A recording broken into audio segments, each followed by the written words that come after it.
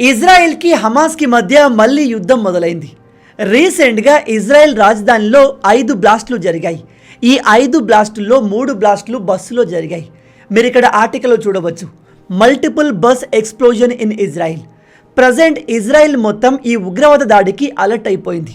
Alert అవ్వడమే కాదు, attack చేసిన వారిపైన రిటర్న్ అటాక్ ఆపరేషన్ కూడా స్టార్ట్ చేశారు.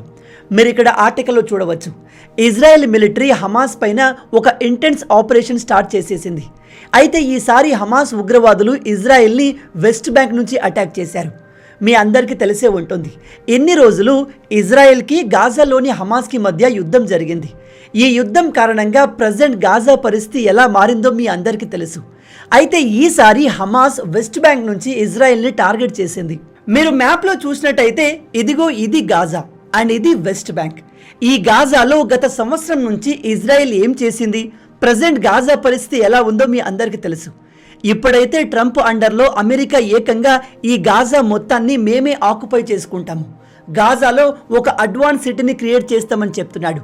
అంటే గాజాలో ఉన్న పాలస్తీనా ప్రజలందరినీ ట్రంప్ బయటకు పంపేయబోతున్నాడు. అండ్ ఇప్పుడు ట్రంప్ అండర్లో ఇజ్రాయెల్ ఈ వెస్ట్ బ్యాంక్ పైన కూడా యుద్ధం చేసే అవకాశం ఉంది.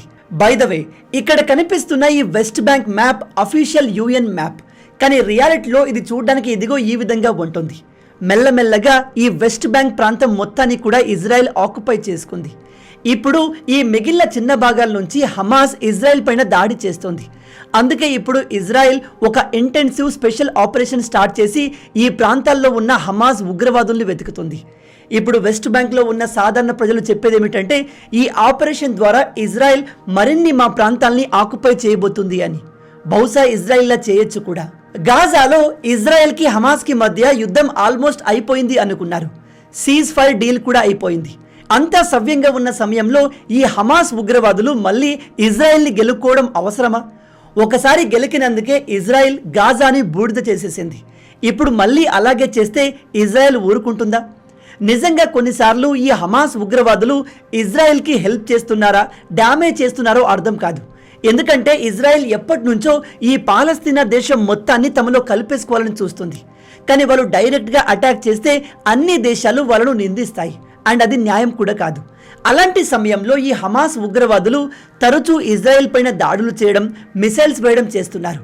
దీన్నే అదునుగా తీసుకొని ఇజ్రాయిల్ ఈ హమాస్ పైన యుద్ధం చేస్తున్నట్టుగా చెబుతూ పాలస్తీనా ప్రాంతాల మొత్తాన్ని ఆక్యుపై చేసుకుంది. ప్రజెంట్ అమెరికాలో పవర్లో ఉన్న డొనాల్డ్ ట్రంప్ కూడా ఇజ్రాయెల్కి ఫుల్ సపోర్ట్గా ఉన్నాడు.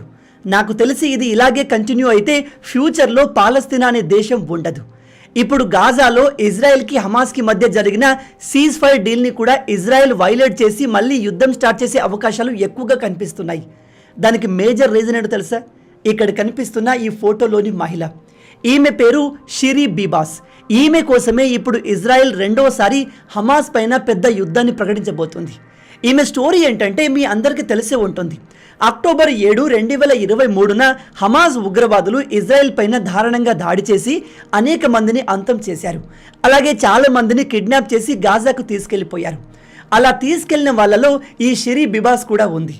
ఈమె 2 పిల్లల్ని హమాస్ ఉగ్రవాదులు కిడ్నాప్ చేశారు. రీసెంట్గా ఈ Shiri Bibas photos and videos Israel and ప్రపంచవ్యాప్తంగా బాగా వైరల్ అవుతున్నాయి. ఎందుకంటే ఈ హమాస్ ఉగ్రవాదులు ఇజ్రాయెల్ పైన దాడి చేసినప్పుడు ఈ మహిళ ఇంట్లోకి చొరబడ్డారు. ఈమె ఇల్లు ఇజ్రాయెల్ బార్డర్కి దగ్గరలోనే ఉంటుంది. హమాస్ ఉగ్రవాదులు ఈమె ఇంట్లోకి చొరబడ్డాన్ని మొత్తం రికార్డ్ చేసి ఆన్లైన్లో వీడియో పెట్టారు. అందులో ఈమె ఫ్యామిలీ ఎంతగానో భయపడుతుంది. ఈ మహిళకు ఒక 9 నెలల పాప అండ్ 4 ఏళ్ల బాబు ఉన్నాడు. చిన్న పిల్లలు అని కూడా చూడకుండా ఈ ఉగ్రవాదులు వాళ్ళను కూడా బలవంతంగా గాజాకి లాక్కెళ్ళిపోయారు. అప్పటి నుంచి ఇప్పటి వరకు ఇజ్రాయెల్లో ఈ ఫ్యామిలీని ఎలాగైనా తిరిగి తీసుకురావాలని ప్రజలు ప్రభుత్వాన్ని డిమాండ్ చేస్తున్నారు. ఈవెన్ ఇజ్రాయెల్ హైయర్ అఫీషియల్స్ కూడా హమాస్కి ఈ చిన్న పిల్లల్ని అండ్ తల్లిని వదిలేయాల్సిందిగా రిక్వెస్ట్ చేశారు. కానీ ఈ ఇన్సిడెంట్ జరిగిన కొన్ని రోజులకే హమాస్ చెప్పింది ఏమిటంటే, ఈ షిరీ బిబాస్ అండ్ పిల్లలు చనిపోయారు, వీళ్ళను మేం చంపలేదు, ఇజ్రాయెల్ ఆర్మీ గాజాపై చేసిన దాడిలోనే వీళ్ళు మరణించారు అని చెప్పారు. కానీ ఇజ్రాయెల్ ఈ విషయాన్ని నమ్మట్లేదు. వాళ్ళు చెప్పేది ఏమిటంటే, ఈ ఉగ్రవాదులు అబద్ధం చెప్తున్నారు, వీళ్ళే ఆ ఫ్యామిలీని అత్యంత దారుణంగా హింసించి చంపి ఉంటారు అని. ఈ విషయంలో చాలా రోజుల వరకు బ్లేమ్ గేమ్ నడిచింది. అయితే రీసెంట్గా హమాస్కి ఇజ్రాయెల్కి మధ్య సీజ్ ఫైర్ డీల్ జరుగుతున్నప్పుడు ఇజ్రాయెల్ చెప్పింది ఏమిటంటే, సరే ఈ ఫ్యామిలీ మేము చేసిన దాడిలో చనిపోయింది అంటున్నారు కదా, అయితే ఆ దాడిలో చనిపోయిన వీళ్ళ బాడీస్ని మాకు అప్పజెప్పండి అని ఈ డీల్లో అడిగారు. దీనికి హమాస్ కూడా ఒప్పుకొని వాళ్ళ బాడీస్ని పంపించింది. ఇజ్రాయెల్ అఫీషియల్స్ వెంటనే ఆ బాడీస్కి DNA టెస్ట్ చేస్తే అవి షిరీ బిబాస్ ఫ్యామిలీకి చెందిన బాడీస్ కావు అని కన్ఫర్మ్ అయింది. దాంతో ఇప్పుడు ఇజ్రాయెల్ ప్రజలంతా హమాస్ ఉగ్రవాదులు చిన్న పిల్లల్ని కూడా వదలకుండా అత్యంత దారుణంగా వాళ్ళను అంతం చేశారనే కోపంలో ఉన్నారు. ఈవెన్ అమెరికా కూడా ఈ మహిళను హమాస్ ఉగ్రవాదులు వదిలేయాల్సిందిగా వార్నింగ్ ఇచ్చింది. అయినా కూడా ఇలాంటి ఇన్సిడెంట్ జరిగేసరికి అటు అమెరికన్ గవర్నమెంట్ నుంచి ఇటు ఇజ్రాయెల్ నుంచి హమాస్ పైన పెద్ద యాక్షన్ తీసుకోవాల్సిన ప్రెజర్ ఉంది. అందుకే ఇప్పుడు ఇజ్రాయెల్ అమెరికా సపోర్ట్తో హమాస్ పైన అతిపెద్ద ఆపరేషన్ స్టార్ట్ చేయబోతుంది. ఈసారి కేవలం గాజా మాత్రమే కాదు, వెస్ట్ బ్యాంక్ మొత్తాన్ని కూడా ఇజ్రాయెల్ ఆక్యుపై చేసే అవకాశం ఉంది. ఈ విషయం పైన Israel prime minister Benjamin Netanyahu కూడా ఒక వీడియోని రిలీజ్ చేశారు. గుర్తుపెట్టుకోండి, ఇజ్రాయెల్ ప్రైమ్ మినిస్టర్ ఇలా వీడియోతో ముందుకు వచ్చాడు అంటే వాళ్ళేదో పెద్దగా ప్లాన్ చేస్తున్నట్టు. మేము మా రక్షణ కోసమే ఇది చేస్తున్నాము అని చెప్పుకోవడానికి ఇతను బయటకు వచ్చి ఇలా వీడియో చేస్తాడు. లాస్ట్ టైం ఇలాంటి వీడియో వచ్చిన తర్వాత గాజాలో ఏం జరిగిందో మీ అందరికీ తెలుసు. ఇప్పుడు వెస్ట్ బ్యాంక్ పరిస్థితి కూడా అదే అవబోతుంది అని చాలా మంది జియో పొలిటికల్ నిపుణులు చెప్తున్నారు. It's a day of boundless sorrow, of indescribable pain. 4-year-old Ariel Bibas, his baby brother, 1-year-old Kfir, murdered them in cold blood. Who kidnaps a little boy and a baby and murders them? Monsters. మీరు ఇతని వీడియోను చూసినట్టయితే ఇందులో ఇతను చాలా క్లియర్గా ఈ Shri Bibas గురించి ప్రపంచానికి చెబుతూ చిన్న పిల్లల ఫోటోలు చూపిస్తున్నాడు. ఇజ్రాయెల్ ప్రైమ్ మినిస్టర్ స్వయంగా ఇలా ప్రపంచానికి చిన్న పిల్లల ఫోటోలు చూపిస్తూ మాట్లాడుతున్నాడు అంటే వీళ్ళేదో పెద్దది ప్లాన్ చేస్తున్నారు. హమాస్ పని అయిపోయింది అనుకోవచ్చు.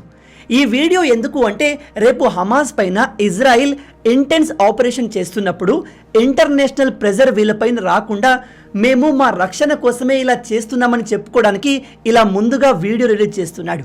2023లో హమాజే ఇజ్రాయిల్ని గెలుక్కుంది అండ్ ఇప్పుడు కూడా హమాస్ మళ్ళీ ఇజ్రాయిల్ని గెలికింది. నాకు తెలిసి ఇక్కడ బెంజమిన్ నెతన్యాహు మాట్లాడుతున్న మాటల ప్రకారం అయితే ఏదో పెద్ద ఆపరేషన్ జరగబోతుంది. దీని తర్వాత పాలస్తీనా అండ్ హమాస్ ఈ రెండూ ఉండకపోవచ్చు. ఇక్కడ బాధాకరమైన విషయం ఏమిటంటే ఈ హమాస్ ఉగ్రవాదులు చేసే పనుల కారణంగా పాలస్తీనాలోని సాధారణ ప్రజలు అమాయకులు బలవుతున్నారు. ఎందుకంటే ఈ ఉగ్రవాదులు ఎక్కువగా సాధారణ ప్రజల్లో కలిసిపోయి వాళ్ళతోనే ఉంటారు.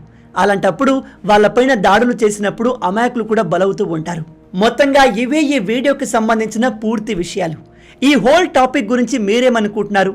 ఇజ్రాయిల్ హమాస్ని అంతం చేసే ప్రక్రియలో పాలస్తీనా దేశం మొత్తాన్ని అంతం చేయడం కరెక్టేనా? ఈ పాలస్తీనా ఇజ్రాయిల్ యుద్ధంలో మీరెవరిని సపోర్ట్ చేస్తారు? మీ ఆలోచనల్ని కింద కామెంట్లో చెప్పండి. ఈ వీడియో మీకు నచ్చింది అనుకుంటున్నాను. నచ్చితే అలా ఊరికే చూసి వెళ్ళిపోకుండా వీడియోని లైక్ చేయండి. ఈ వీడియోకి నేను మీకు ఇచ్చే లైక్స్ టార్గెట్ 5000 లైక్స్. చాలా ఈజీ, సింపుల్గా చేసేయండి. అండ్ ఇలాంటి మరిన్ని ఇంట్రెస్టింగ్ వీడియోస్ కోసం మన ఛానల్ని సబ్స్క్రైబ్ చేసి మమ్మల్ని సపోర్ట్ చేయొచ్చు కదా. ఇది మీకు కంప్లీట్లీ ఫ్రీ, కానీ మీరు చేసే ప్రతి ఒక్క లైక్ అండ్ సబ్స్క్రిప్షన్ మాకు మరిన్ని వీడియోస్ చేయడానికి ఒక మోటివేషన్లా ఉంటుంది. కాబట్టి వీడియోని లైక్ చేసి ఛానల్ని సబ్స్క్రైబ్ చేయడం మర్చిపోవద్దు. రాబోయే వీడియోలో ఇంకో ఇంట్రెస్టింగ్ టాపిక్తో మళ్ళీ కలుద్దాం. అంటిల్ దెన్, జై హింద్.